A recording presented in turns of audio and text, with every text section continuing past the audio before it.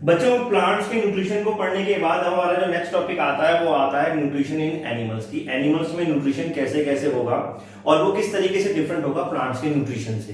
Plants के nutrition में आपको याद होगा हमने पढ़ा था store food in plant starch होता है। प्लांट्स जो होते हैं वो ऑटोट्रॉफ्स होते हैं, जिनको हमने पर्टिकुलरली बताया था कि वो फोटो ऑटोट्रॉफ्स होते हैं, यानी कि सनलाइट की मदद में अपना खाना बनाते हैं और जिस प्रोसेस से बनाते हैं उसको हम फोटोसिंथेसिस बोलते हैं। अपने लास्ट लेक्चर में मैं आप लोगों को बता चुका हूं कि फोटोसिंथेसिस में कैसे कैसे स्टेप्स को फॉलो किया जाता है, लाइट रिएक्शन और डार्क रिएक्शन क्या होती है, क्या क्या रिक्वायरमेंट्स होती हैं फोटोसिंथेसिस करने के लिए, चारों रॉ मटेरियल्स के बारे में और रिक्वायरमेंट्स के बारे में हम बात कर चुके हैं।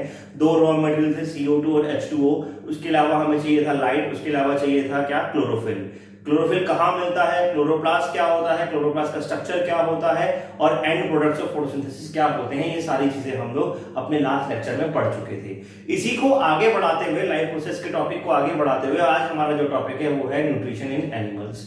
बच्चों, जैसे हमने पढ़ा था कि जो प्लांट्स होते हैं वो ऑटोट्रॉफ होते हैं, तो अगर हम एनिमल्स की बात करें तो मैं पहले ही आपको बता चुका हूं एनिमल्स आर हेटेरोट्रॉफ्स। हेटेरोट्रॉफ्स वो होते हैं जो अपना खाना खुद नहीं बना सकते, that means which have to be depend on the other autotrophs और अदर हेटेरोट्रॉफ्स। हम इसको डिस्कस कर चुके थे।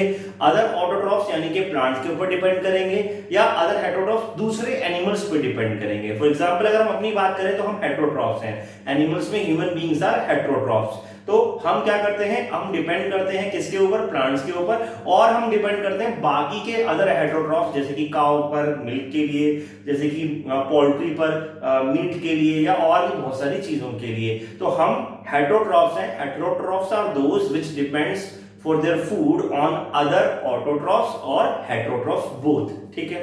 इसके बाद बच्चों हमने कुछ इंपॉर्टेंट टर्म्स पढ़े थे जैसे कि हार्बीवोर्स, कार्निवोर्स, ओमनीवोर्स और पैरासाइट या parasitic mode of nutrition. Herbivore में हम पढ़ चुके हैं those which are depend on और which feed only on herbs and के प्लांट्स, यानी कि ये केवल और केवल प्लांट्स को खाते हैं, प्लांट्स के प्रोडक्ट्स को खाते हैं, vegan nature of consumption follow करते हैं। कार्निवोर्स वो होते हैं जो फ्लैश ईटिंग होते हैं, जैसे कि टाइगर फ्लैश ईटिंग हो गया, वल्चर्स फ्लैश ईटिंग हो गए। उसके बाद हमने पढ़े ओमनीवोर्स। ओमनीवोर्स वो होते हैं जो हर्ब्स और फ्लैश दोनों को फीड कर सकते हैं, जैसे कि हम लोग हैं, ह्यूमन बीइंग्स आर ओमनीवोर्स। याद रखिएगा, कई बार हमें लगता है कि सर हम तो नॉन वेज नहीं खाते तो हम ओमनीवोर्स नहीं है। नहीं, ऐसा नहीं है। हम कलेक्टिवली बात करते हैं ह्यूमन बीइंग की, तो human beings are omnivores that they can feed on both plants and also on flesh. Parasitic mode of nutrition एक तरह का ऐसा मोड ऑफ न्यूट्रिशन है जिसमें जो होस्ट होता है, यानी कि जो पैरासाइट होता है, वो होस्ट को नुकसान पहुंचाता है अपने खाना खाने के लिए, अपने फूड के लिए। जैसे कि अगर हम बात करें कोरोना वायरस, तो कोरोना वायरस एक पैरासाइट है जो हमारी बॉडी पे आएगा, हमारी बॉडी में फीड करेगा, हमारी बॉडी में रहेगा, यहाँ तक कि हमारी बॉडी में मल्टीप्लाई भी करेगा और हमारी बॉडी को नुकसान पहुंचाएगा। ऐसे ही बहुत सारे पैथोजेनिक बैक्टीरिया, फंगस, ये क्या होते हैं, पैरासिटिक मोड ऑफ न्यूट्रिशन देते हैं। इसके अलावा बच्चों, मैंने जब लास्ट में आपको टॉपिक पढ़ाया तो saprophytic mode of nutrition, sanguinivores mode of nutrition, cannibalism, इन सब के बारे में मैंने आपको डिटेल में बताया था। आज हमें एक और टर्म के बारे में बात करनी है, दैट इज हेटेरोट्रॉफ्स का एक और मोड ऑफ न्यूट्रिशन की बात करें तो होलोजोइक मोड ऑफ न्यूट्रिशन क्या होता है। बच्चों, holozoic mode of nutrition basically is not the type of food they are eating. Holozoic means how they are taking the food. Food को कैसे ले रहे हैं उसको समझाने के लिए एक शब्द आता है होलोजोइक। आप जब बुक्स पढ़ेंगे तो आपको होलोजोइक शब्द मिलेगा वहां पर लिखा हुआ। For example, human beings are holozoic animals, that is we engulf और we take the food through mouth. हम पूरा का पूरा फूड बॉडी के अंदर लेते हैं और बॉडी के अंदर लेने के बाद हम उसको मेटाबॉलिक प्रोसेस के थ्रू जो है काम करते हैं, उसको यूज करते हैं, एसिमिलेट करते हैं, जो भी करते हैं। तो holozoic are those which as a whole, वैसे तो वर्ड अलग है लेकिन याद करने के लिए, which as a whole can consume the food. तो होलोजोइक मोड ऑफ न्यूट्रिशन। इसके अलावा अगर आप होलोजोइक को और अच्छे से समझना चाहते हैं तो आप 9th क्लास में एक चीज पढ़ चुके हैं जैसे कि पिक्नोसाइटोसिस, अगर आपको याद हो, that is a drinking of cell. तो होलोजोइक एक अलग हो गया जिसमें हम क्या करते हैं, सॉलिड फूड ले सकते हैं। पिक्नोसिटिक ड्रिंकिंग ऑफ सेल होता था, तो खाना खा रहे हैं, पी रहे हैं, फूड का जो स्टेट है, फूड का जो कॉम्प्लेक्सिटी है, उस पर डिपेंड करता है होलोजोइक मोड ऑफ न्यूट्रिशन। तो holozoic mode of nutrition is the take intake of food as a whole और engulfing of food is called holozoic. बहुत ज्यादा इंपॉर्टेंट टर्म नहीं है, बहुत ज्यादा एग्जाम में नहीं आती है, आपको इतना इन टर्म्स के बारे में टेंशन लेने की जरूरत नहीं है, बट क्योंकि इंट्रोडक्शन था तो हमने इसके बारे में बात करी। बच्चों अब हमें क्या बात करनी है न्यूट्रिशन इन एनिमल्स के अंदर, ये तो बहुत सिंपल टर्म्स है। अब हमें बात करनी है कि एनिमल्स में न्यूट्रिशन किन किन स्टेप्स में होता है।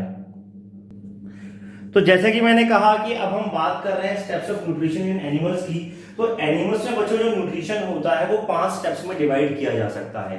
अच्छा, इस बात को ध्यान रखिएगा कि चाहे वो एनिमल ह्यूमन बीइंग हो, चाहे वो एनिमल कोई कैटल एनिमल हो, फार्मिंग एनिमल हो, कोई वाइल्ड एनिमल हो, और कोई लार्ज एनिमल या स्मॉल एनिमल हो, वर्टिब्रेट हो, नॉन वर्टिब्रेट हो, इनवर्टिब्रेट हो, कोई भी एनिमल हो, यहां तक कि यूनिसेलुलर अमीबा भी क्यों ना हो, सारे के सारे एनिमल इन 5 बेसिक स्टेप्स को फॉलो करते हैं as a steps for the mode of nutrition. यानी कि जो भी एनिमल होगा वो जो भी न्यूट्रिशन लेगा, चाहे वो न्यूट्रिशन कैसा भी होगा, किसी भी चीज के तरीके से होगा, हर्बीवर होगा, कार्निवोर होगा, ओमनीवोर होगा, कुछ भी जो खा रहा है वो 5 स्टेप्स में कंप्लीट करेगा अपना न्यूट्रिशन प्रोसेस। एक एक करके बच्चों इन 5 स्टेप्स को जनरली अब हम बात कर रहे हैं। मैं इस समय ये नहीं कह रहा कि एनिमल जो है वो ह्यूमन बीइंग के बारे में बोल रहा हूं या अमीबा के बारे में बोल रहा हूं, ये केवल जनरल एक आइडिया है। एग्जाम में क्वेश्चन आएगा what are the steps of nutrition in animals, तो आप ये 5 स्टेप्स लिख कर आएंगे। सबसे पहला स्टेप है बच्चों ingestion, that is the intake of food in the body. चाहे वो एक अमीबा जैसा यूनिसेलुलर ऑर्गेनिज्म हो, चाहे वो हमारे जैसा कॉम्प्लेक्स ऑर्गेनिज्म हो, चाहे वो कोई वर्टिब्रेट हो, इनवर्टिब्रेट हो, सबसे पहला काम क्या है कि फूड बॉडी के अंदर आएगा कैसे। ये अलग अलग एनिमल में अलग अलग तरीके से हो सकता है। जैसे हम हाथों की मदद से फूड को बॉडी में लेते हैं, जैसे जो दूसरे एनिमल्स होते हैं जो टेट्रापोडियल एनिमल्स होते हैं, जैसे कि काऊ, बफेलो, डॉग, वो डायरेक्ट माउथ से फूड को बॉडी के अंदर डायरेक्ट ही उठाते हैं, मुंह से ही उठाते हैं और मुंह से ही खाते हैं। यूनिसेलुलर ऑर्गेनिज्म अलग तरीके से फॉलो करते हैं, जो हम अमीबा के अंदर पढ़ेंगे, अमीबा कैसे अपने फूड को अंदर बॉडी में लेता है। तो पहला स्टेप क्या है, फूड को बॉडी के अंदर लेना, that is the intake of the food in the body. फिर दूसरा आता है बच्चों हमारे पास क्या स्टेप, दैट इज डाइजेशन। जितने भी ऑर्गेनिज्म है वो फूड को डाइजेस्ट कैसे करते हैं, वो फूड को डाइजेस्ट करते हैं, मतलब क्या करते हैं, वो फूड को ब्रेक डाउन करते हैं, कॉम्प्लेक्स फूड को ब्रेक डाउन करते हैं सिंपल फॉर्म के अंदर। अब ये अपने आप में एक बहुत ही इंपॉर्टेंट प्रक्रिया है, बहुत ही इंपॉर्टेंट प्रोसेस है, बल्कि सबसे ज्यादा इंपॉर्टेंट प्रोसेस इन 5 में। मैं ये नहीं कह रहा हूं कि बाकी कम इंपॉर्टेंट है, लेकिन सबसे लंबा और सबसे टिपिकल प्रोसेस जो है वो डाइजेशन है। एसिमिलेशन भी है, पर डाइजेशन हमें डिटेल में ज्यादा पढ़ना होता है। डाइजेशन का मतलब मैंने आपको बताया कि that is the breakdown of the complex food in the smaller और सिंपलर फॉर्म। देखिए इसका मतलब क्या है। फॉर एग्जाम्पल मैं आपसे ये कहता हूं कि आपकी बॉडी में अलग अलग टाइप के न्यूट्रिएंट्स की जरूरत है। हमने फर्स्ट टॉपिक में बात करा था कि न्यूट्रिएंट्स होते हैं कार्बोहाइड्रेट, न्यूट्रिएंट्स होते हैं प्रोटीन्स, न्यूट्रिएंट्स होते हैं vitamins, fats, minerals etcetera etcetera. हमने बहुत सारे न्यूट्रिएंट्स के बारे में बात करी, उसमें माइक्रो न्यूट्रिएंट्स, मैक्रो न्यूट्रिएंट्स के बारे में बात करी।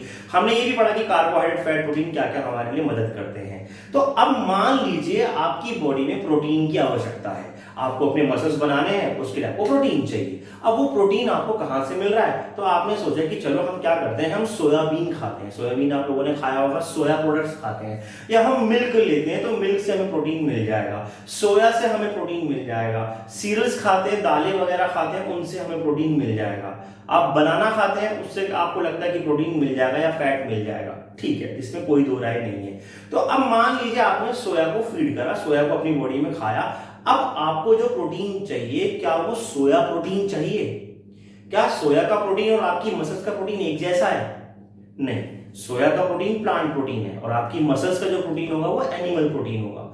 तो होता क्या है, सबसे पहले जो हमारी बॉडी है वो प्लांट के प्रोटीन को डाइजेस्ट करती है, तोड़ती है सिंपल फॉर्म में, और फिर उसके बाद इस एसिमिलेशन वाले प्रोसेस के अंदर उसको दोबारा से जोड़ती है हमारी मसल्स के प्रोटीन की फॉर्म में।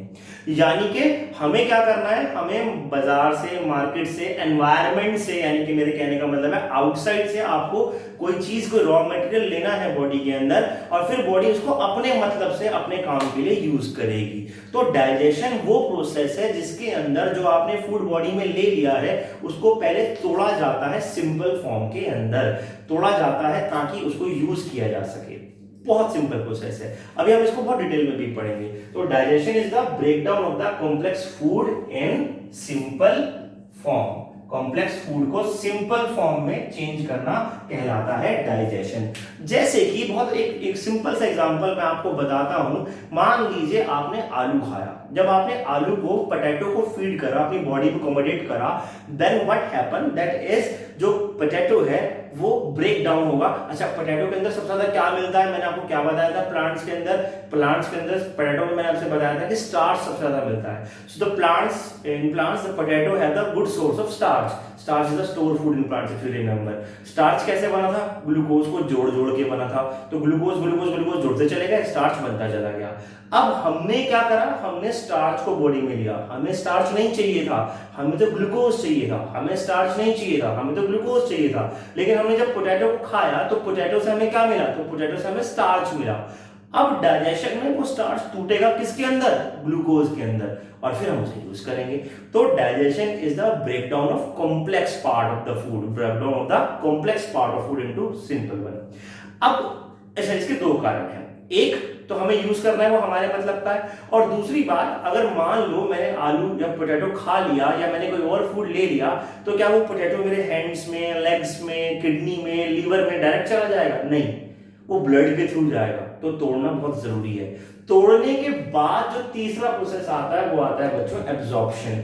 एब्जॉर्प्शन में क्या होता है, मान लीजिए जो हमारा फूड है वो टूटा स्टमक के अंदर, मैं स्टमक बना रहा हूं, जो हमारा फूड है वो टूटा स्टमक के अंदर, लेकिन स्टमक से फिर वो कहां गया, इंटेस्टाइन में गया, और इंटेस्टाइन में ब्लड के थ्रू, ब्लड कैपिलरीज के थ्रू वो किडनी में, लीवर में, बॉडी के अलग अलग पार्ट्स में जो है वो ट्रांसफर किया जाता है। जब वो बॉडी के अलग अलग पार्ट्स में ट्रांसफर किया जाता है तो उसे एब्जॉर्ब किया जाता है अलग अलग सेल्स के थ्रू। फॉर एग्जांपल मान लीजिए आपका ब्रेन है, अब ब्रेन तक जो फूड है वो किसकी फॉर्म में जाएगा, वो पोटैटो की फॉर्म में, टमाटो की फॉर्म में या मिल्क की फॉर्म में नहीं जाएगा, ये ब्रेक डाउन होगा छोटे छोटे पार्टिकल्स में। फिर ये पार्टिकल्स क्या करेंगे, ये स्मॉल इंटेस्टाइन में आएंगे, स्मॉल इंटेस्टाइन से लार्ज इंटेस्टाइन में, जहां पर भी जो जाना है वैसे जाएंगे और वहां से एब्जॉर्ब होंगे, फिर ब्लड कैपिलरी के थ्रू ब्रेन तक पहुंचेंगे, और ब्रेन में हमें क्या मिल रहा है, स्टार्च नहीं मिल रहा है। ब्रेन में जो हमने पोटैटो खाया उसका स्टार्च नहीं मिल रहा है, ग्लूकोज मिल रहा है। अब इस ग्लूकोज को ब्रेन कैसे यूज करना चाहता है, ये ब्रेन की अपनी प्रॉब्लम है, ये ब्रेन का अपना ही मतलब है।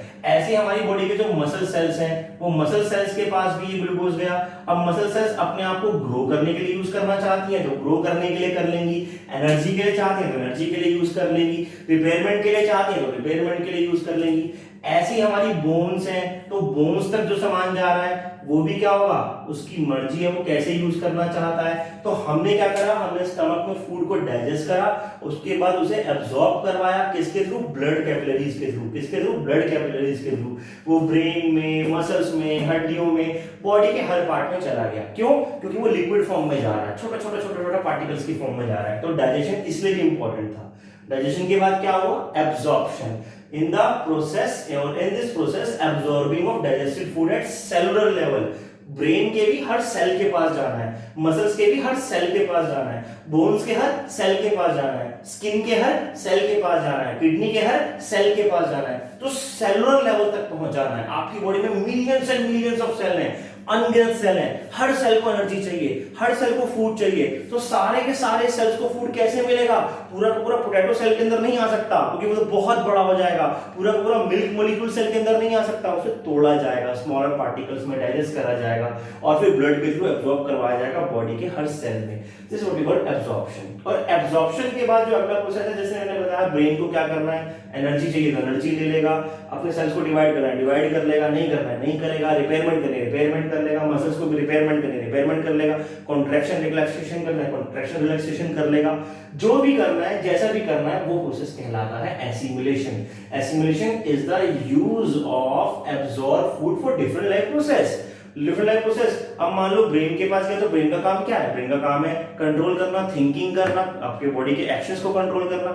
मसल्स का काम क्या है, कॉन्ट्रैक्शन और रिलैक्सेशन करना, कॉन्ट्रैक्शन और रिलैक्सेशन करना।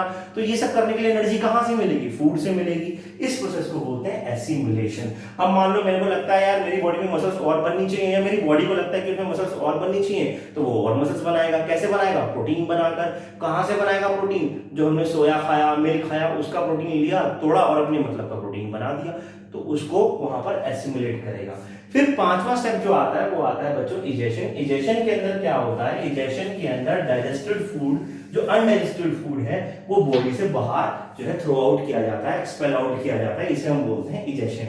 It is the removal of the waste और undigested food outside the body, इसकी रिक्वायरमेंट नहीं है। और अगर ये हमारी बॉडी में जमा होता रहा तो बॉडी में टॉक्सिसिटी बढ़ जाती है, तो इसको हम बोलते हैं क्या, दैट इज बेसिकली इजेशन। तो 5 प्रोसेस हो गए, पहला इंजेशन, इनटेक ऑफ फूड, दूसरा digestion, break down of complex food, तीसरा एब्जॉर्प्शन, फूड को एब्जॉर्ब करा ब्लड के अंदर और हर सेल तक पहुंचाया, चौथा एसिमुलेशन, अब हर सेल अपने मतलब से फूड को यूज करेगा, एनर्जी लेनी है तो एनर्जी लेगा, ग्रोथ करनी है तो ग्रोथ करेगा, रिपेयरमेंट करनी है तो रिपेयरमेंट करेगा, जो फूड के फंक्शन होते थे। और egestion is the last process in which the undigested food is expelled out of the body, body से बाहर थ्रो आउट कर दिया जाता है।